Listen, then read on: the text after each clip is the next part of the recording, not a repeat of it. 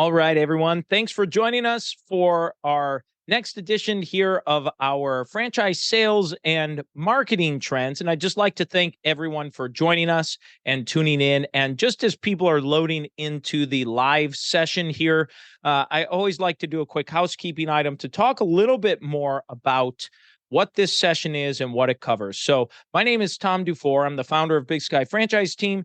And excuse me, uh, excuse me, boy. Uh, uh, and as we take a look at our current franchise sales and marketing trends, if you've never joined us or listened or tuned into this, if this is your first time here, just to give you a quick high-level overview, we're going to cover some macroeconomic data and slowly drill down to some more microeconomic data into small business and franchise information and talk about how this may be impacting your franchise sales efforts or things that you might want to be talking about. So, by way of just getting started, I'm going to share my screen as everybody is loading in here, and we will start talking through the first section of our presentation here. So, let's see. And the first chart we're going to talk through is the Purchasing Managers Index. And by the way, if you have any questions, feel free to type it into the chat or raise your hand. And here we go. There we go. All right. So our first report here is from the Institute for Supply Management. They produce what's called the Manufacturing PMI, the Purchasing Managers Index, each month and have done so for many decades. And the Purchasing Manager Index is at 47.6% for the month of August. So I'll read what it says for one of the little blurbs here. It says the U.S. manufacturing sector contracted in August as the manufacturing PMI registered 47.6%, 1.2 percentage points higher than the reading of 46.4% recorded in July. This is the 10th month of contraction and continuation of a downward trend that began in June of 2022. That trend is reflected in the manufacturing PMI's 12-month average falling to 47.8%. And what's important for you to know is that the manufacturing economy break-even line is 50%. So when it's at 50%, the manufacturing is at a break even. And then for the overall economy, when the manufacturing is at 48.7% or higher, the general economy is break even or expanding. When it's below that 48.7%, it's contracting. So we see here that 47.6% is 1.1 points lower than the overall economy break-even line. And what I do like to see here, though, is that we've had two consecutive months back to back for July and August where we see the manufacturing just ticking up a little bit. So we'll see if that becomes a trend and worth noting. But it's something that I thought worth drawing attention to. So you can kind of see here that it's just hovering right below that break-even number. Okay, our next number here is the Institute for Supply Management report on business. Oh, and one thing about manufacturing, why I talk about this, manufacturing tends to be a leading indicator. So whatever's happening in manufacturing, we may see occurring in the economy in maybe 6, 12, 18 months. Next is the service economy. This is the Institute for Supply Management report on business, their services purchasing manager index, and it's at 54.5%. And it says in August, the services PMI registered 54.5%, a 1.8 percentage point increase compared to the July reading of 52.7%. A reading above 50% indicates the services sector is generally expanding, and below 50% indicates it's generally contracting. A services PMI above 49.9% over time generally indicates an expansion of the overall economy. Therefore, the August services PMI indicates the overall economy is growing for the 8th consecutive month after 1 month of contraction in December of 2022. So you can see here, it's nice to see that there seems to be a trend of bouncing upward, of going up and to the right on this report. And if you look at the manufacturing, it's just under that break even, and the services is showing it's just above that break even. So a little bit of a conflicting report, and probably not all that different from what you might be seeing. I think it's a good indicator of just kind of broadly what we're seeing. It's just a little bit of kind of hovering right now. Next is the hospital Purchasing Managers Index. This is the newest report that the Institute for Supply Management has produced. And the report shows that the hospitals contracted to 47.5%. It says economic activity in the hospital subsector contracted in August for the second time in 4 months after 35 consecutive months of growth, say the nation's hospital supply executives in the latest hospital ISM report on business. Hospital PMI registered 47.5% in August, a 5.8 percentage point decrease from the July reading of 53.3%, indicating contraction after 2 consecutive months of growth. So I'm going to arrow over to the chart here, and you can see this hospital has been a little all over the place. And so you see all of 2021, it had some relatively high growth. I would imagine that was largely driven from COVID-related purchases and so on. And then early March, you just see a crash down of from the Purchasing Managers Index, and probably driven from the reduction in COVID-related items purchases. And then it's just kind of been zigzagging throughout 2022. And now in 2023, we still have zigzags, but it's kind of you can see a trend line starting to form over the last 8 months, and it's trending downward. And so it's zigging up and then down and up and down because some of these big swings. So we'll see how that continues to move over time. Okay, so the next here item we'd like to take a look at is the U.S. unemployment rate. And it says, this is from tradingeconomics.com, the United States unemployment rate. And it says the unemployment rate in the U.S. rose to 3.8% in August 2023 from 3.5% in July, the highest since February of 2022, and above market expectations of 3.5%. The number of unemployed people increased by 514,000 to 6.355 million, and employment levels rose by 222,000 to 161.484 million. The so-called U6 unemployment rate, which also indicates people who want to work but have given up searching and those working part-time because they cannot find full-time employment, went up to 7.1% in August. It's the highest since May of 2022. From 6.7% in July. The labor force participation rate increased to 62.8%, the highest since February of 2020, from 62.6%. So I think this is really interesting and worth noting is that the labor force participation rate increased to 62.8%. That means more people are looking for work. They're coming back to the workforce, and that the labor participation rate in 2020 was 62.6. So it's the highest since that February of 2020. So that means the labor force participation rate has finally hit and exceeded where it was for pre-COVID numbers. And I think that's a good thing, and maybe part of the cause here for the increase in unemployment rate. So I'm going to show the 12-year trend here. You can see on this Trading Economics report, I'll do the 5-year trend. Let's see, here's our trend line.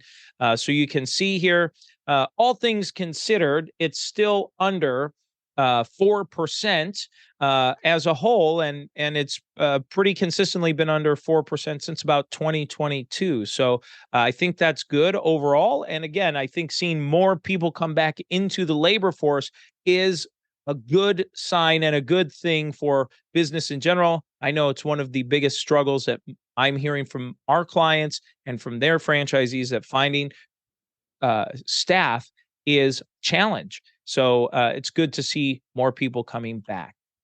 Okay, let's take a look at the U.S. inflation rate. So I'm going to show the chart here, and you can see from this chart, this is from tradingeconomics.com, and it's for the United States inflation rate. So you can see the 1 year for August, it ticked up to 3.7%. And it reads that the annual inflation rate in the U.S. accelerated for a second straight month to 3.7% in August from 3.2% in July, above market forecasts of 3.6%. Oil prices have been on the rise in the previous 2 months, which, coupled with base effects from last year, pushed the inflation higher. In 2023, energy costs fell 3.6%, much less than the 12.5% drop in July, and with prices declining at a smaller pace for fuel, oil, and gasoline. So you can see on this chart that I'm showing, this is the previous 12 months. Now I'm zooming out to the previous 5 years. And you can see the steep rise. You have 2020 here where it fell, and then into 2021 with the steep rise and peaking in 2022 and declining here for about a year, and recently the last 2 months popping back up again. So I know I say this every session here, but if you've got franchise prospects, the reality is inflation is not stopping. It doesn't seem to be stopping and won't be stopping. And while inflation has curtailed, the thing I like to show is that it's it was 3.7% increase over last August of 2022, which you can see here was, close to that 8%, roughly around that 8% marker. I don't have the exact numbers in front of me here to look at those, but you can get a quick assessment by looking back right around that time window, which was 8% over the year before, which was up over the year before that, which was up over the year over that. So the reality is every day your franchisees, or especially prospective franchisees, wait to buy that franchise location, their cost is going to be more. Cost for everything is just continuing to go up. And same thing would be if you have franchisees and they're in the need of doing some store updates or bringing things up to the current brand standards. Again, costs are just continuing to increase and go up. Next, I want to take a look at the surveys of consumers. It's from the university. It's a report produced by the University of Michigan, and it's the Index of Consumer Sentiment. And I like to click on this PDF for the last 50 years. And you can see here the recent number is just under about 70 for the index. And you can see since it bottomed out at the end of 2022 and it's climbing back up, which is great to see. Still at low numbers, looking at this historically, not many time periods where it was this low.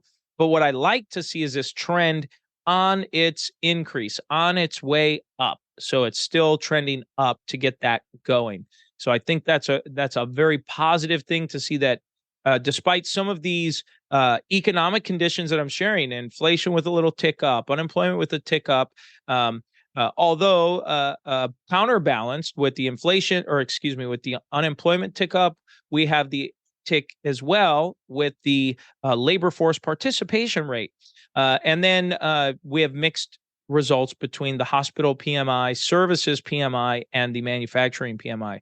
All things to me indicating that we're just kind of in this little window of where it's, kind of hovering. It's just kind of hovering, depending on maybe which industry or sector you're in. You may be feeling a little dip, you may be feeling a little growth, but you're kind of hovering there. So I just like to point that out.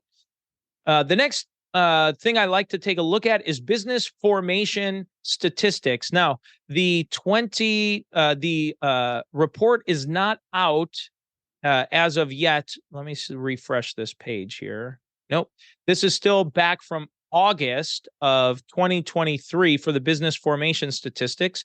I thought that they would be out. So this is just a repeat, but it's from the U.S. Census Bureau, the United States Census Bureau, and they have an aggregate of the business formation statistics. And what you can see here is that for July of 2023, 469,557 new businesses started, fast approaching that 500,000 number again. It's getting really, really close and trending upward. And if you were unsure if this number of new business startups was going to be fading. It is looking to continue and gaining speed. It's accelerating. What does that mean? Well, to me, it continues to reinforce that entrepreneurship is on the minds of the American labor force. They are thinking about starting businesses. Certainly, some of these folks may already be entrepreneurs, but these are people that they have new business on their mind. They're thinking about chasing their dreams, going after it, and doing this. And you can see that it's literally more than a 50% increase, it's more than a 50% increase from where it was in pre-COVID numbers. I mean, it's incredible with how this is growing.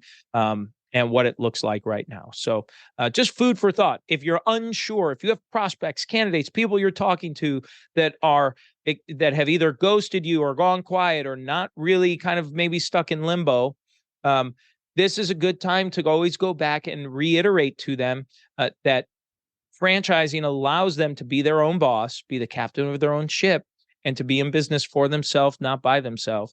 And they can, and these statistics, to me, these new business formation startup statistics indicate that people have that startup mindset in mind. So just keep that perspective as you're starting to go through it. All right, next report is from it's called the Small Business Startup Sentiment Index. This was released September 6th of 2023. And the top of the report reads, franchiseinsights.com has reported business startup sentiment trends data with monthly surveys since January of 2020. The Small Business Startup Sentiment Index is derived from a monthly survey of individuals who have recently inquired about businesses or franchises for sale on the digital assets of franchise ventures. This survey was conducted August 24th through the 31st of 2023. And the headline here that I really like, it says, aspiring franchisees see September as prime month to launch startup process. Okay.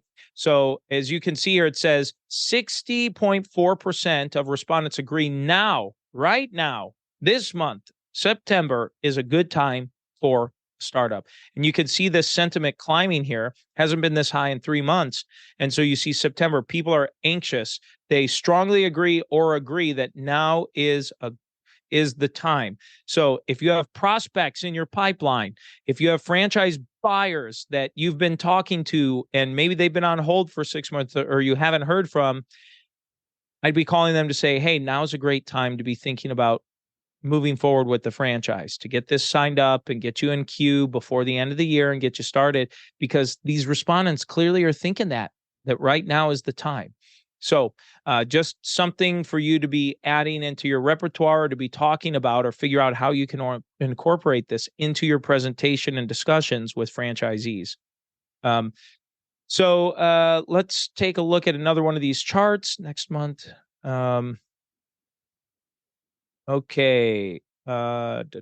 Funding access is the key, but about the same over the last 3 months. Here we go. 73.3% say funding or access to credit is the biggest factor in determining if they're going to start a business. So I'm going to zoom in on this chart, and I really like this chart. They've been tracking this for a really long time.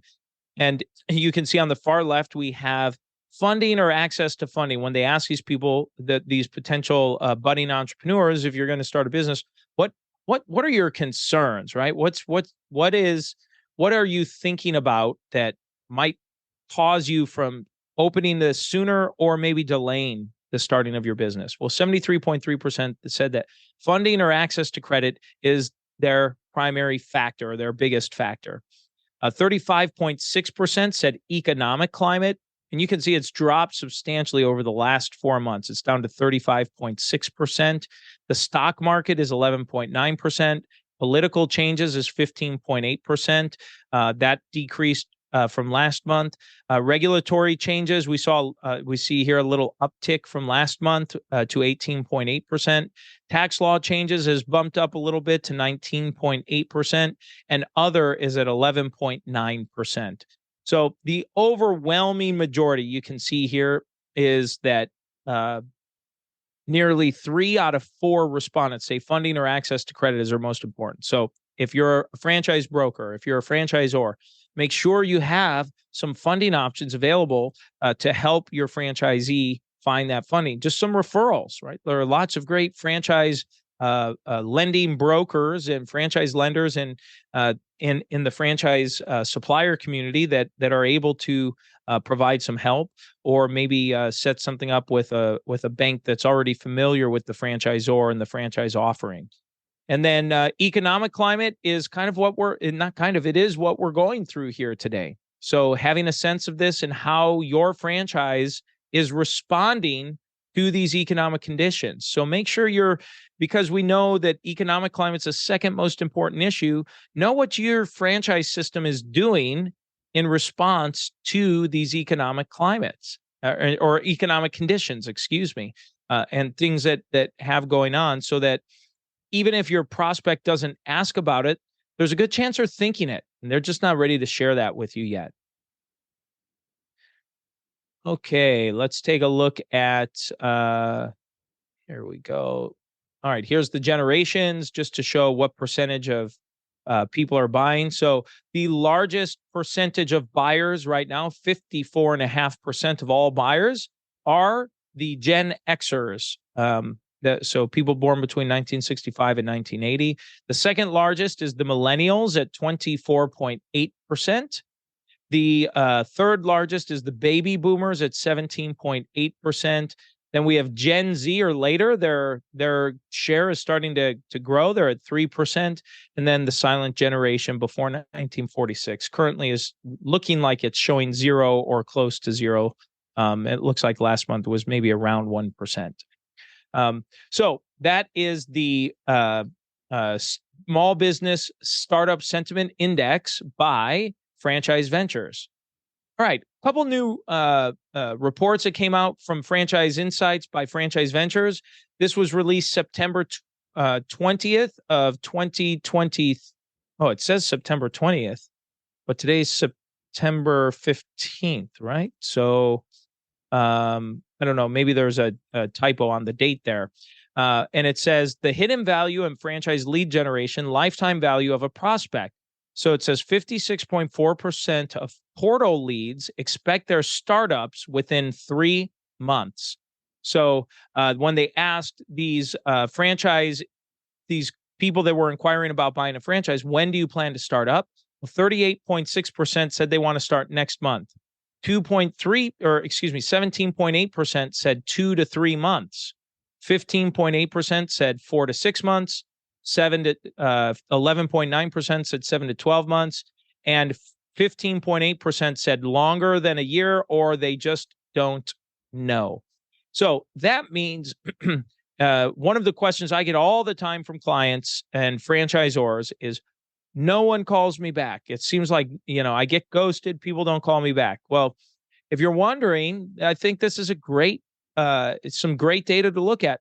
It says 56.4% of portal leads expect their startups within 3 months. That means that 43.6% are expecting to be longer than 3 months. So it's almost half of the people that are inquiring about buying a franchise are thinking longer than 3 months. And you can see that it's it's pretty evenly split between 4 to 6 months, then 7 to 12 months. And you have almost 16% of people saying it's longer, or they just don't know when they want to do it. And 7 to 12 months, 11.9%. So you're talking almost 27% of people, almost a quarter of the potential franchise buyers are looking at setting this out for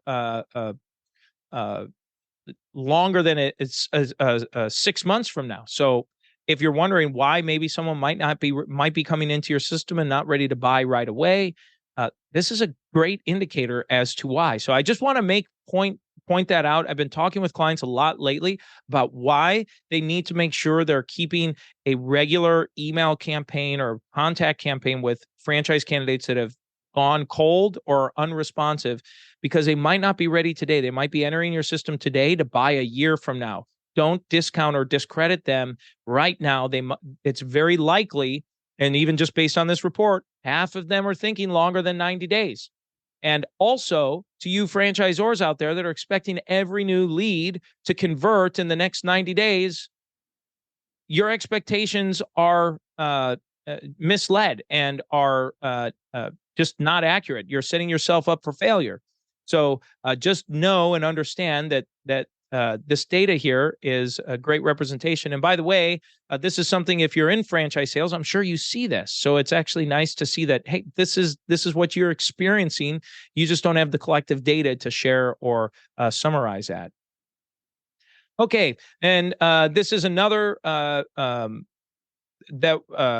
report that was released, and this one says September 27th, 2023. So I wonder if the franchise, if because it's September 15th right now, I'm not not mistaken. So maybe there's just a typo on the date, or these were maybe released a little early, but it says a reliable source for lead referrals to your franchise development website. It says 66% of portal leads visit your franchise website afterwards. So that means out of all the prospects that submit an inquiry on these franchise portals, 66%, or 2 out of 3, come to your website. And out of those that all come to visit your website, 21% submit a request for more information. So that means about 1 out of every 5 portal leads is actually coming to your site and then submitting a contact form off of your website. So that's something that I've generally seen in franchise sales for most of my career, that trend to be true. And these numbers just continue to validate that. And then finally, as I always like to close out every session here for franchise sales and marketing trends, just to talk about what are the most popular categories for franchise inquiries today. So this is from franchiseinsights.com. It's called franchise. The heading is Franchising Data by Category. And it says our vast proprietary data set permits analysis of franchise and business buyer interest by category, including trends over time, along with the category composition and geographic and demographic differences. The following franchise categories showed the greatest inquiries on the Franchise Ventures platform of websites and mobile apps over the last 90 days. That's why I like this. They update this, I believe, monthly, and it's a rolling 90 days that they show. So we see home services has popped and surged way up again, that 24.8%, nearly 1 out of every 4 inquiries that's coming through is for home services. So if you're in home services, expect that to be coming through. If you're a franchise broker, know that about 25% of your prospective buyers are going to be interested in a home services offering. So make sure you've got some good options to be presenting. Number 2 on the list is senior and healthcare. 13.5% of all inquiries were for senior and healthcare. Business services at 12.7%. Cleaning and maintenance at 11%. Food and restaurant at 10%. So those are your top 5 categories. And those are the only 5 that exceed 10%. Then we have the number 6 on the list is financial services at 4.7%, child-related 4.4%, education 3.4%, real estate 3.4%, and pet services at 2.8%. So these are the top 10 categories. Now, obviously, what does this mean? Well, it means if you're in one of these top 5 or 10 categories, it means you're probably going to have an easier time finding leads through these franchise portals. If you're not in one of these top categories, you may have a little bit of a harder time finding or securing opportunities through the franchise portals. And so you may need to list on several of them or seek additional marketing support to get to the lead volume you're looking for. So with that, I'd love to close out the session here and see if there are any questions. If anyone has any questions, please raise your hand, type it in chat box. I can unmute you. And if you have not subscribed to our podcast, please do so. It's Multiply Your Success, as well as the Franchise Your Business podcast. We have 2 great podcasts. The Franchise Your Business podcast replays all of our webinars here. So if you missed a recent webinar, you don't have time to maybe watch it on YouTube, go ahead, check us out on our podcast channel that you can listen to when maybe you're just taking a little walk or working out or whatever that might be. And then for the You can also catch us on our YouTube channel, which is just Big Sky Franchise Team, and we have over 300 videos posted up there and growing. So thank you so much. I don't see any questions today. Thanks so much for being here. I hope you have a great rest of your day and a wonderful weekend. Thanks, everybody.